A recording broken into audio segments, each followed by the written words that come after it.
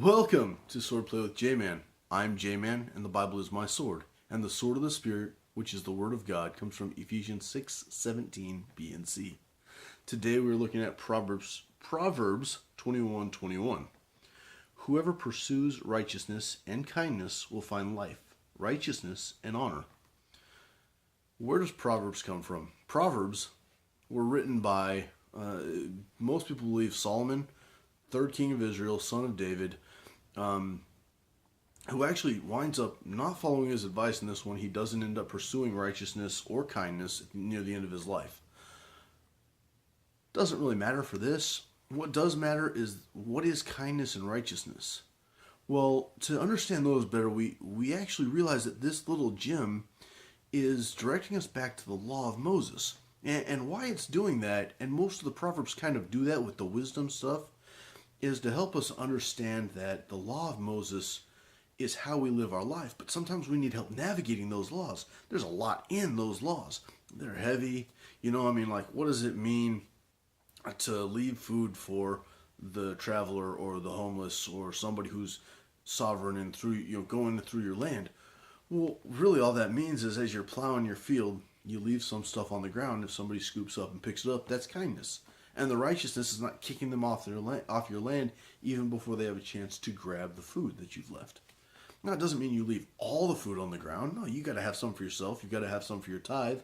But you tithe, take what you need, the rest can stay. You don't need a whole field full of crops. That's too much for one person. It doesn't matter how big your family is. You only really need to take what you need. Now this, it leads to other things. It leads to life. How does it lead to life? Well, if you only take what you need, you're going to be able to survive. So that sounds good to me. If you're providing righteousness, others are going to see your righteousness, and they're going to give righteousness back to you. And that's kind of an honor thing. And long life is honor. So the honor idea isn't so much like people are going to sit back and, you're the Godfather type of thing. No. It's kind of like they're just paying attention to who you are.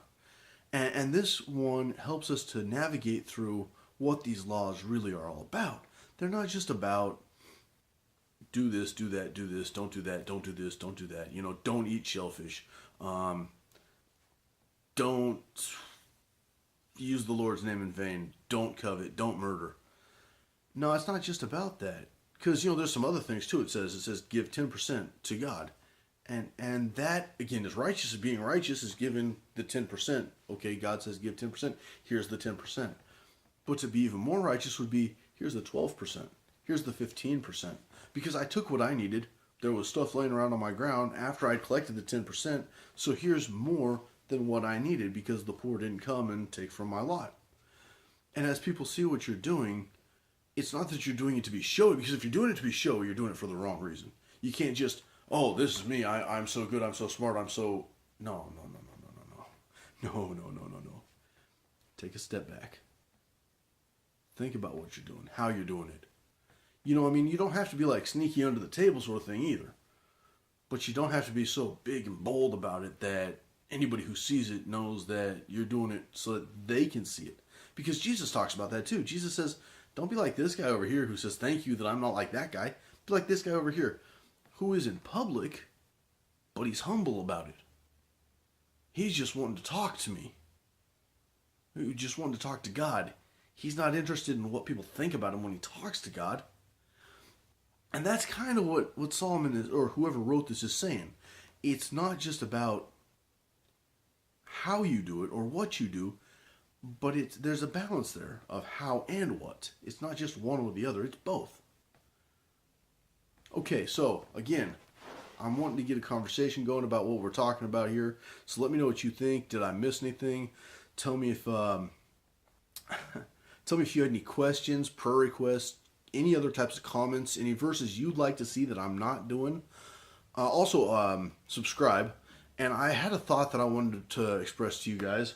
I'm thinking about doing another change to my channel. What I want to do this time is I kind of want to go commentary style, a little bit more than what I'm doing right now, and actually go verse by verse, book by book, chapter by chapter, verse by verse. Basically, I Genesis to Revelation, or if you want me to start somewhere else, maybe Matthew, maybe you like something from Kings or even uh, Psalm, excuse me. Let me know where you want me to start, and I'll start there. But I'm kind of thinking about it, and I just want to know what your opinion is on this because I am trying to get a conversation going, trying to hear your opinions. All right, well, thank you, and God bless.